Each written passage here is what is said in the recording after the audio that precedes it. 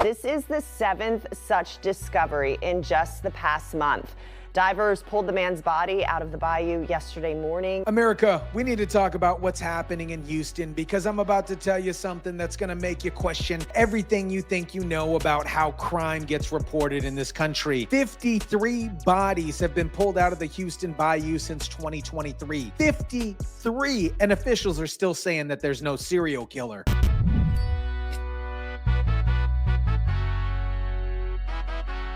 Well, the Harris County Medical Examiner is working to determine if foul play was involved in the death of a man found in a bayou. That man's body was found in White Oak Bayou. What is up, guys? Tyson De La Cruz here. Thank you so much for rocking with me. This story perfectly illustrates how officials will manipulate statistics and deny obvious patterns to avoid admitting that they have a crisis that they can't solve. Let me break this down for you because the math is simple. 23 bodies found in the bayous in 2025. 24 bodies found in 2024, 9 bodies found in 2023. We're talking about 53 bodies in less than 3 years, all found in the same waterways around Houston.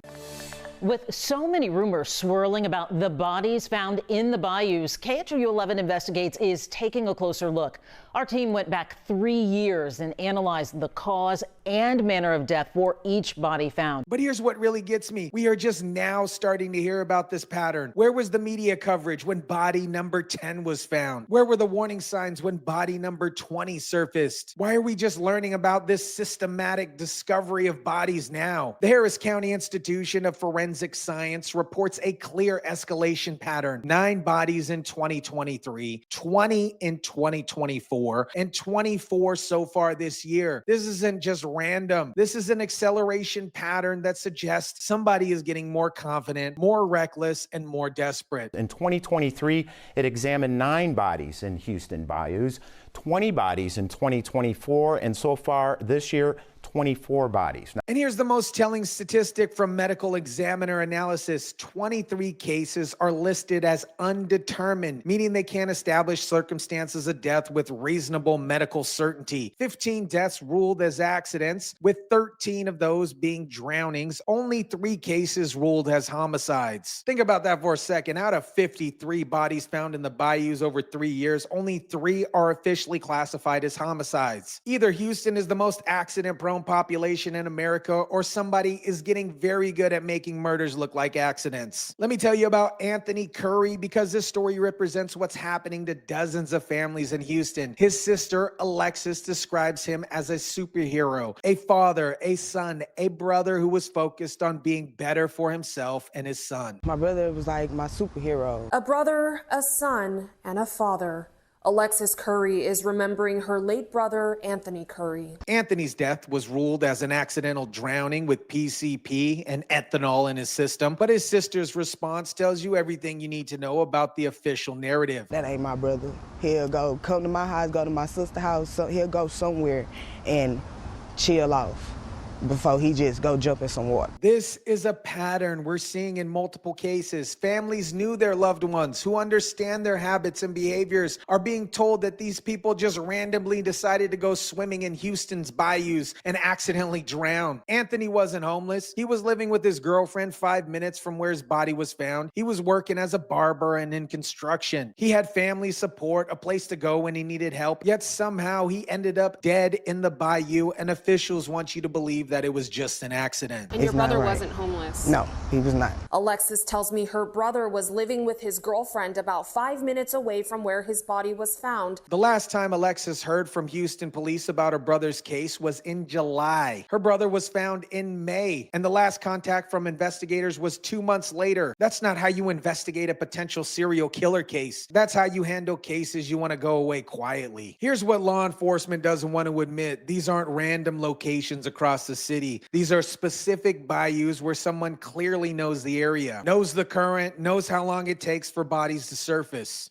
Houston Bayous are back in the spotlight after another body was pulled from the water just this morning. It's the 7th in the past month. We're seeing bodies in White Oak Bayou, Buffalo Bayou, Brays Bayou, and Greens Bayou. These aren't random waterways. They're connected systems that someone with local knowledge could use to dispose of bodies systematically. The latest body was found in White Oak Bayou near White Oak Drive. HPD confirmed that there are no signs of foul play, but that's become the standard response regardless of the circumstance. They processed the scene in about 2 hours, hardly the thorough investigation you'd expect from a potential homicide. Well, Lisa, I can tell you that HPD confirmed there are no signs of foul play. Now, I did watch dive crews from HPD's dive team. They pulled the man's body from this water right here behind me. And here's what should terrify every Houston resident. If they found 53 bodies, how many more are still out there? How many victims haven't surfaced yet? How many family members are still wondering what happened to their missing loved ones? The fact that bodies are being found regularly suggests this isn't someone trying to hide their crimes completely. This is someone who knows that even when bodies are discovered, the official response will be to classify them as accidents or undermine deaths. Now let's talk about how the community is responding to this crisis, because their reaction tells you everything about how failed leadership affects public safety. The Harris County Medical Examiner's Office has identified the bodies of 3 more people found dead in a Houston bayou. And that comes as neighbors tell us they want to see changes after another person's body was pulled from a Houston bayou this week. Residents near White Oak Bayou are demanding basic safety improvements that should have been implemented years ago. Better lighting on trails, regular upkeep for overgrown areas, emergency call buttons, more law enforcement presence. Esmeralda Sato, who's lived in the area her entire life, no longer feels safe in her own neighborhood. She had an incident where somebody jumped out of the bushes while she was walking her dog. Now she's finding out that bodies are being regularly discovered in the same area. We're finding so many bodies here, and no one is doing anything. On the trails near White Oak Bayou, Esmeralda Cedillo tells us she no longer feels safe in a part of Houston she's lived her entire life. Her message to city leaders is simple. Everybody needs to come together and demand that leadership make the area feel safe, because right now it doesn't feel safe. But here's the problem. City leaders are more concerned with managing public perception than addressing public safety. They keep insisting that there's no serial killer. There's no pattern. These are just isolated incidents involving drugs, alcohol, and homelessness. My message to my city leaders is everybody needs to come together and perform that leadership that we voted them in for. Because right now it doesn't feel safe. It does not feel safe. Stella Walters with the organization Safe Walk Home points out the obvious. So much money was spent on these trails, and it's alarming for me to find out that it's unsafe. They built these recreational areas, encouraging people to use them, but failed to provide basic security. The homeless population is visible in parts of White Oak Bayou, which residents say require more outreach and support. But instead of addressing the underlying issues that makes these areas dangerous, officials keep denying that there's a problem. City leaders are insisting there's no serial killer despite mounting evidence. Mayor John Whitemire keeps saying these deaths aren't related, calling speculation about a quote-unquote serial killer unfortunate and claiming it's been politicized by candidates. City leaders say there is no evidence to link the cases and no signs of a serial killer. Many of the victims are believed to have been experiencing homelessness. But let me ask you something. How many accidental drownings does it take before you start asking if maybe there's something so not accidental about this? How many bodies have to surface before officials start admitting that there might be a pattern here? The standard explanation is that many victims were experiencing homelessness, as if somehow that explains they ended up dead in the bayous. But homelessness doesn't cause people to drown in waterways at this rate. Poverty doesn't create this systematic body discovery. Seems like they could set up trail cameras and let us know either way.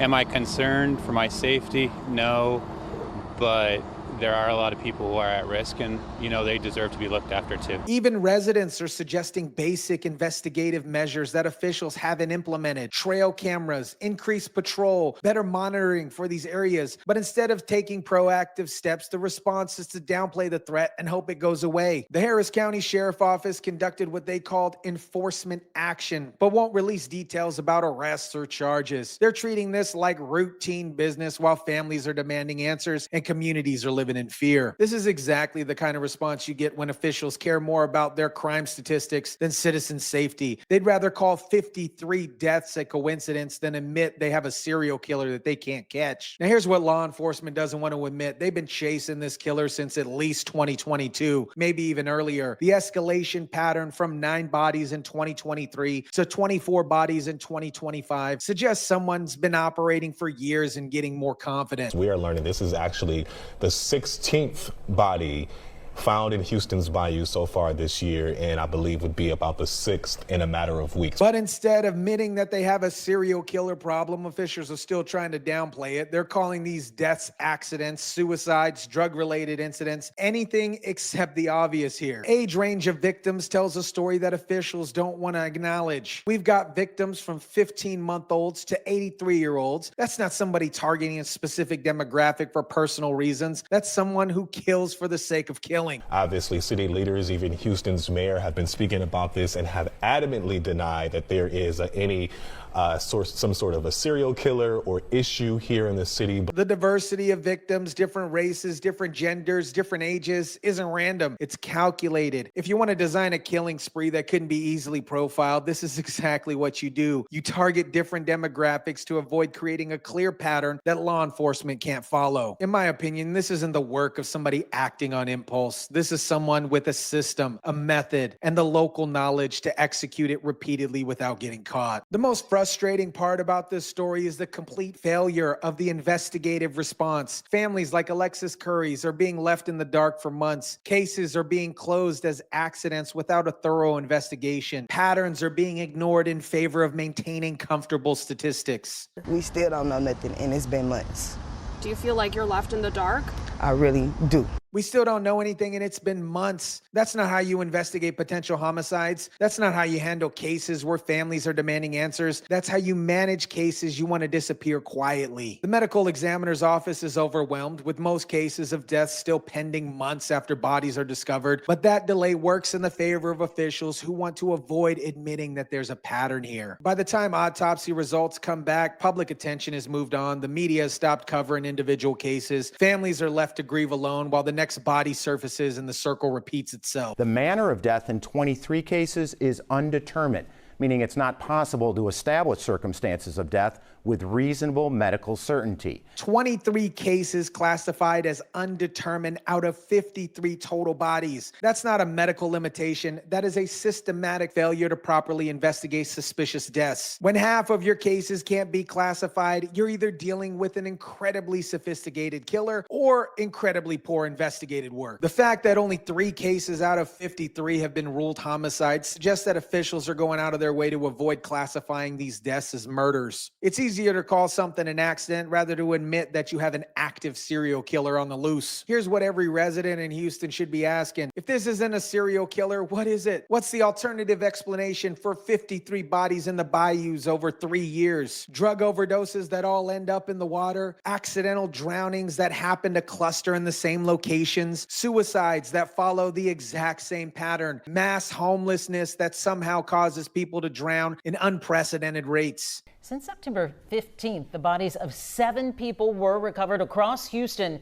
They were in Brays Bayou, Greens Bayou, White Oak Bayou, and Buffalo Bayou. The statistical impossibility of these being coincidences should be obvious to anyone with basic analytical skills. Houston is a major city, but finding 53 bodies in the bayous over 3 years isn't normal anywhere. That is not a statistical abnormality. It is a crime spree. The fact that officials are still denying it tells you everything you need to know about how crime gets managed in major cities. They'd rather protect their statistics than protect their citizens. If you live in Houston, you need to understand that there's likely a predator operating in your city who's been killing for years. Someone who's comfortable enough to dump bodies in public waterways because they know law enforcement isn't aggressively pursuing them. Someone who's killed babies, elderly people, and everybody in between. Someone who's still out there because officials would rather call it a coincidence than admit that they have a problem that they can't solve. America, 53 bodies in 3 years, victims ranging from 15 months to 83 years old, multiple races, both genders found in the same waterways. An escalation pattern that shows increasing frequency over time. And officials are still saying that there's no serial killer. That's not law enforcement. That's willful blindness. That's prioritizing statistics over safety. That's failing the community in the most fundamental way possible. Houston residents deserve the truth. They deserve to know that there's a predator in their city. They deserve a real investigation, not bureaucratic denials. They deserve officials who care more about public safety than public relations. Alexis Curry and families like hers deserve answers. They deserve justice for their loved ones. They deserve better than being told that family members just accidentally drowned when evidence suggests something way more sinister. The bottom line is this: when officials care more about crime statistics than citizen safety, people die. And in Houston, 53 people have already paid the price. Let me know what you think about this. Drop it down in the comment section down below. Smash the like button if you kindly would. Share, subscribe, and as always, guys, I'll catch you on the next one.